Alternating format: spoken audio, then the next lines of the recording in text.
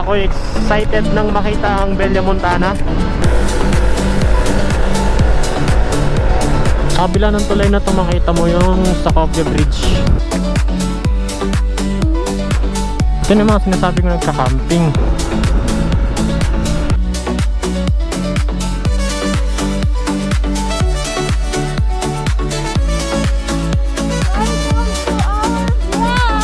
Ay wow! Saan? Ayan. Hanggang dun pa yan, maraming may mga nagka-camping dito. Ayan. Si Ava Tattoo ang papaikutin natin dito. Ito si Ava Tattoo.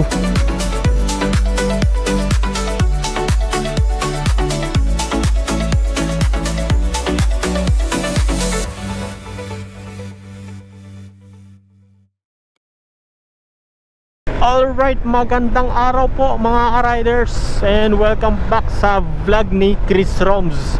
Ayan, so today po pupunta po tayo ng Bella Montana sa Bamban Tarlac. Alam ko maganda daw dun eh. Yung lugar na yon, ano nga bang mga ina-expect dun? Bali nasa taas siya ng bundok. Hindi naman ganun kataas pero sapat na para makita mo yung Mount Arayat, yung Clark, yung ibang parte ng Tarlac, Pampanga. So mataas nga siya. Then ang isang magagawa mong maganda doon, o ito yung pinakamaganda mga riders, ay mag-camping. Ang daming nagka-camping doon. Maliban doon mga riders, ang daming puno. And of course bundok yun, may puno, sabi nyo no. Hindi, ang ganda ng pagkaka-arrange ng mga puno doon. Ano siya, man-made. In-arrange siya ng tao. Then ayun, mas lalong gumanda yung dating ng lugar. Bella Montana Farm. So ngayon pupunta tayo doon. Sunduin muna natin si Patricia. Pasok na tayo ng Clark ko.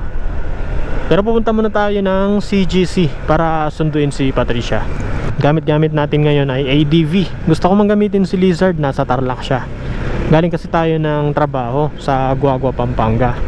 And ito yung ginagamit ko sa trabaho. So bago ako umuwi ng Tarlac, pasyal muna tayo. Syempre. So ayun, kasi madadaanan ko na yun. Pag galing ka ng Guagua, Pampanga, tapos papunta ka ng Tarlac sa San Manuel kung saan ako nakatira, madadaanan ko na yung Bamban. Ito yung magandang kalsada ng Clark ko. Para kang nasa ibang bansa oh. Kahit wala ka sa expressway, para kang nasa expressway oh. Diba? Yan lang naman yung pumasok sa isip ko nung unang beses pa lang ako na makapasok dito. Kung pwede lang lahat sana ng kalsada sa Pilipinas ganito no. Pero dito kasi walang mga tricycle, walang mga truck, pero may mga jeep. Pero although may mga jeep, hindi siya nagkaka-traffic no. Hindi nagkaka-traffic dito. Madalang magkaroon ng traffic dito. Ayun o, yan yung tunnel na yan. Kaya may tunnel dyan. Kasi sa taas nyan, Esitex. Yan yung Esitex. Alright mga riders, sundin muna natin si Patricia. At ako excited nang makita ang Bella Montana. At saka balak ko paliparin dun yung yung FPV drone ko, DJI Avata 2. Dati yung drone ko DJI Mini 5 Pro. Pero biglang nag-switch yung interest ko. Habang meron akong DJI Mini 5 Pro, nakakanood ako ng videos ng mga FPV na drone. Kaya ayun, sa katagalan, yung DJI Mini 5 Pro, ginagawa ko siyang FPV. Ano ba pinagkaiba ng FPV at saka sa DJI Mini 5 Pro? Yung DJI Mini 5 Pro, hindi siya FPV. Kasi ang ibig sabihin ng FPV, di ba, first person view. Gumagamit ang mga FPV pilots ng goggles. Naka-goggles yung mga yan. Unlike sa DJI Mini 5 Pro, yung display niya either nandun na sa remote mismo or i-connect mo yung cellphone para yun yung maging monitor mo, maging screen mo. And ang FPV drone, kayang lumusot-lusot yan sa mga masisikip, kayang lumipad ng mababa. Para sa akin, mas immersive talaga yung experience mo sa panonood pag FPV drone yung pinapanood mo. Yun nga lang no, mas mahirap siyang gawin, mas mahirap na kontrolin.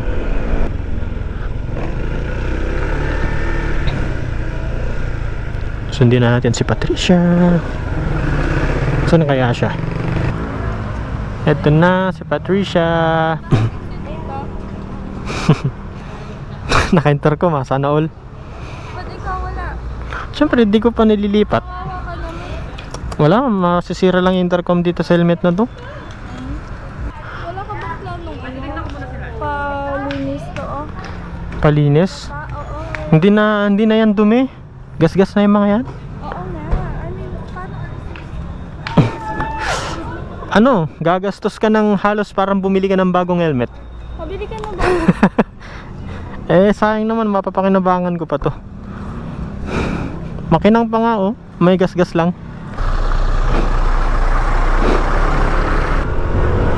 Bukas na yun, doon tayo dadaan. Mas mabilis dun eh. Ayun mga riders, kasama na natin si Patricia para na sa ating destination. Alam nyo na mga riders, gustuin ko mang maging consistent sa pagbablog. Hindi ko rin kasi talaga kaya dahil na rin sa trabaho. Alam nyo yung iba dyan kasi mga popular na vloggers, full time vlogger yung mga yan. Nakakapag-vlog sila anytime na gusto nila. And kumpara sa akin, mas marami silang time sa pag-vlog.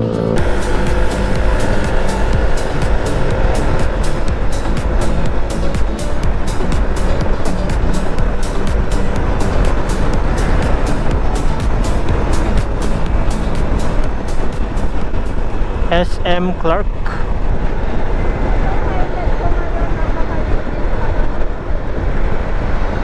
Oh? Di mas lalo itong mas lalo itong clear display, yung walang tint. Pag sobrang linis nito, sinasarado ko kahit alam kong sarado na eh. Ayan, bukas na. Alas 5 nagbubukas eh.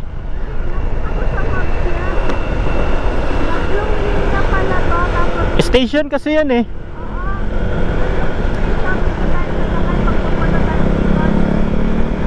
Oo. Sabi ni Patricia, 3 linya daw pala to. Station kasi yan eh, kaya 3 linya. Ang hirap na walang intercom. Hindi ko naintindihan yung sinasabi niya. Nagsasalita, nakasarado yung visor. Paano ko kaya maintindihan yung sinasabi niya? Buksan mo yung visor mo kung magsasalita ka. Baka isang paragraph na yung sinabi mo. Ganda. Bellomonta! Ay, wala pa pala. Wala pa no, wala. Doon pa pala yun. Ah, may naalala ako. Hindi pa nakakabit yung Insta360. Pero wag dito, hanap tayo ng maluwag na parte ng kalsada na to. Ayun na, meron na tayong Insta360 mga riders.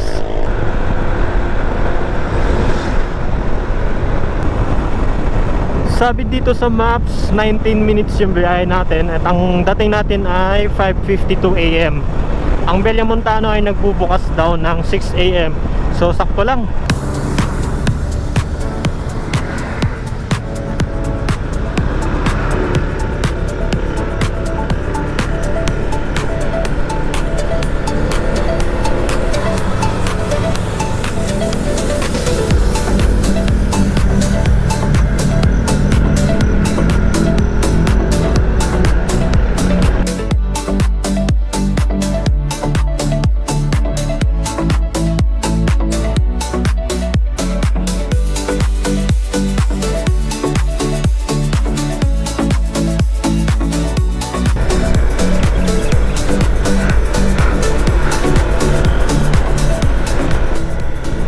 Clark Aviation Capital.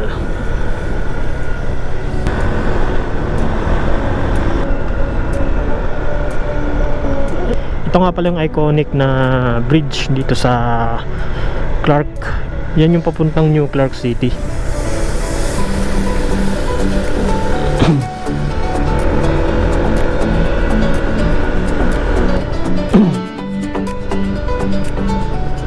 First time ko dumaan sa tulay na to.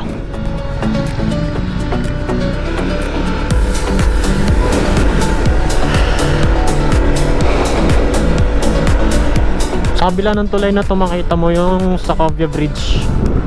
Ah!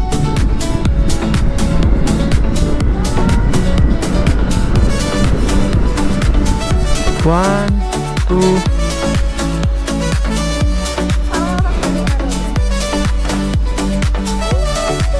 Ganda.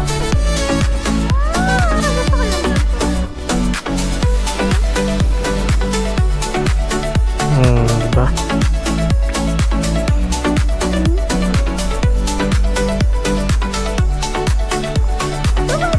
Ako dito. 1, 2. Ikaw din.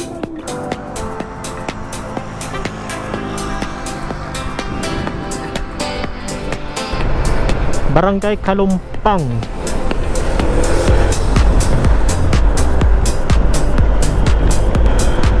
Tumaas na tayo.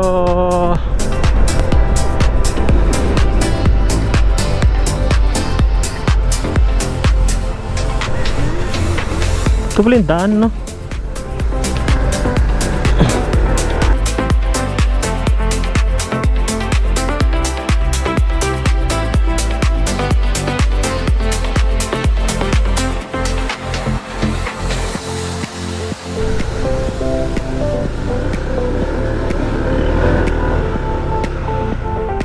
Ayun na pala.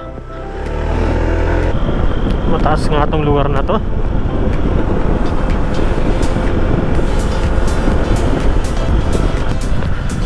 $20 per head. Environmental pay, Bella Montana. Yan na nga, nakita ko na yung man-made na mga puno. Ito, ano to? Flat ata tayo? Ako po. Dito pa naman tayo sa Villa Montana. Pero kaya yan? Mamaya na natin isipin yan. Nakarating na tayo. Eh, nabutas pa, no? Baka may aso. Actually, kahit ako nga sana, dapat din sumakay dito eh. Ito yung mga sinasabi ko nagka-camping.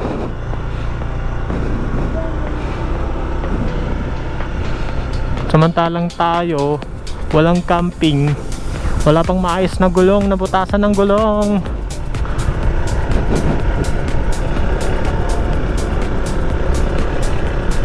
Nasisira yung gulong natin pag ganito.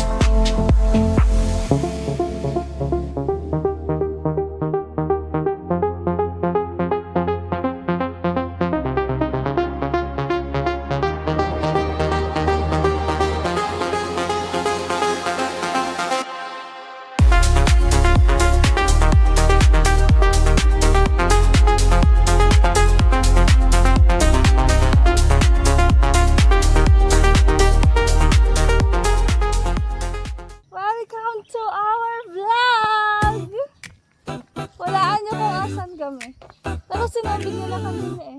O, alalahanin niyo kung saan nila. Bella Montana. Mapalipad si Chris Roms dito. Naghanap na siya ng magandang pwesto. Ito na po ang ating CEO. Tinitingnan niya ang kanyang hardin. Ay, wow! Airplane! Asan? Ayun, tanong kasi yung ano dito eh, Clark International Airport. So, ayan, merong eroplano doon. Paano ba? Ayan. Ayan. Ito yung Mount Arayat, medyo foggy lang ngayong umaga. Lumulutang. Ayun si Patricia, oh, nagdala ka ng duyan? Eh, may duyan naman pala rito. Ito na yun. Ito na Ayan. Ito yung Bella Montana, mga ka-riders. Napakaluwag niya. Hindi natin siya kayang pasyalin ng buo ng maglalakad ka lang. So ang gagawin natin, si Avatar 2 ang papaikutin natin dito. Yung motor na flat. Ayan, kita yung Clark dito. Ayan. Tapos ito yung paligid na papa dito. Andyan yung view deck, kita dun. Baka dun ako magpapalipad mamaya. Ayan. Then hanggang dun pa yan, marami. May mga nagka-camping dito. Ayan o. Diba? Pati banda dun meron din. So ayun, di ko masyado kabisado tong lugar kaya medyo challenging yung pagpapalipad ng drone. Sana hindi ako sumabit sa mga wire o kung saan saan.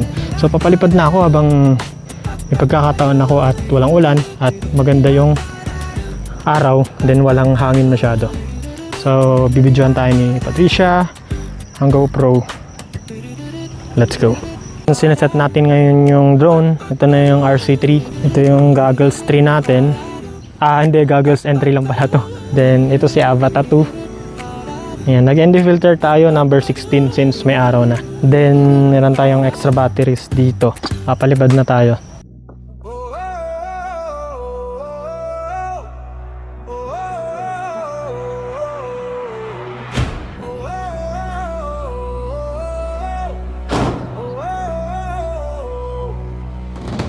Sa unang sinang ng umaga, hawak ang pangarap nating dalawa. Walang hanggan ang ating daan, kasabay ng hangin ating tahanan. Bitawan ang takot, buksan ang pakpak. Sa ulap ay walang hadlang. Lumipad tayo sa himpapawid, kung saan ang pag-ibig natin ay malaya. Hindi ako nakapagsalita eh. Kasabay ng hangin, kasabay ng awit, abutin ang bukas na walang pangamba. Sa ibabaw ng ulap walang pipigil, tanging puso natin ang magsisilbing ilaw. Habang umiikot ang buong daigdig, ikaw at ako, malaya sa himpapawid. Alam mo, tapos na yung music. Nabitin. 4 minutes ba yung kanta? Sa bawat ulap ay may pag-asa, sa bawat bituin ay may pangarap pa. Kapag magkahawak ang ating kamay, kahit saan tahanan ay tunay. Kapag ikaw ang kasama ko, ang langit ay mas nagiging totoo. Lumipad tayo sa himpapawid, kung saan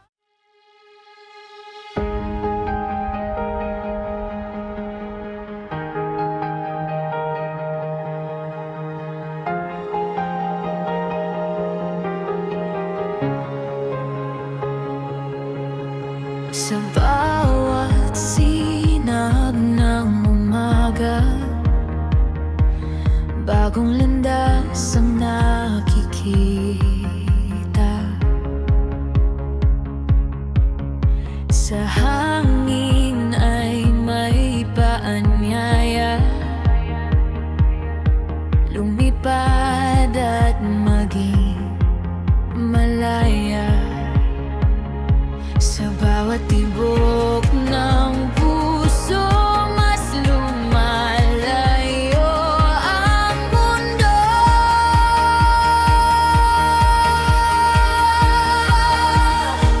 Sa himpapawid,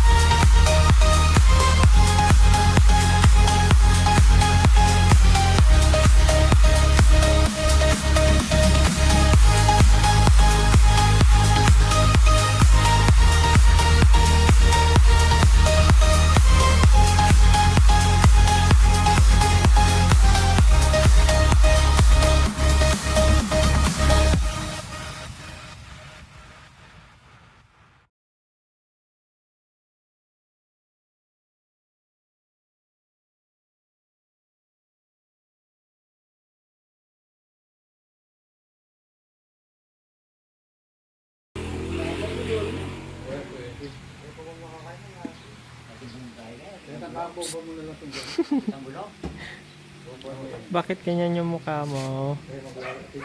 Ha? Sumuko si puti.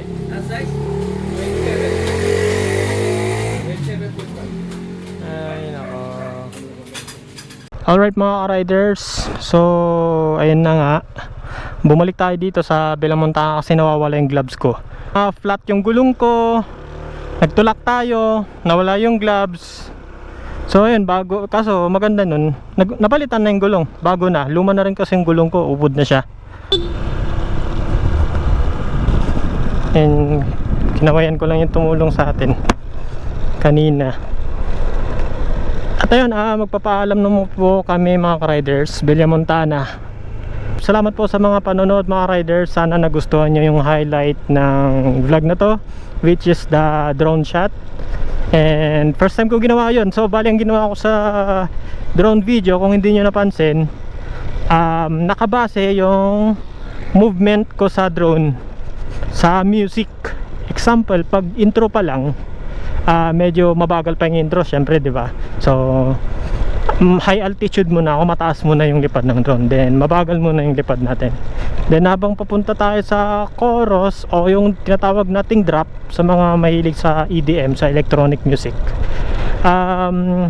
bumababa yung taas ng drone, yung altitude ng drone bumababa, and then bumibilis yung takbo. So pagkatapos ng chorus, babagal siya ulit, and then ganun, repeat lang. Kaso lang na-realize ko parang bitin yung music eh. Nabitin ako sa music. Marami pa akong pwedeng gawin sa Bellamontana. Pero okay lang. Salamat po sa sa panonood mga riders. Uwi na kami ng San Manuel Tarlac. Malayo-layo pa, nasa Bamban pa lang kami, dulo-dulo mga riders. Ang Bamban ay nasa dulo ng Tarlac. Ang San Manuel ay nasa kabilang dulo din ng Tarlac. 'Di ba? So ayun, paalam na ulit mga riders, at see you sa next vlog natin. Salamat po sa inyong panonood at sana nagustuhan nyo ang lugar na pinuntahan namin. Kung gusto nyo magpunta rito, syempre 6 AM to 10 PM or 11 PM ata bukas po sila. Then kagandahan, early morning po, konti yung tao, and then hindi kaya masyado mainitan, di tulad ngayon. Okay din naman sa hapon, pero mas maraming tao sa hapon. So kung gusto mo ng medyo peaceful, mag early morning ka, 6 AM sakto. Thank you for watching mga ka-riders. Hindi nakikita yung mukha mo. Okay, bye bye po. Thank you. God bless.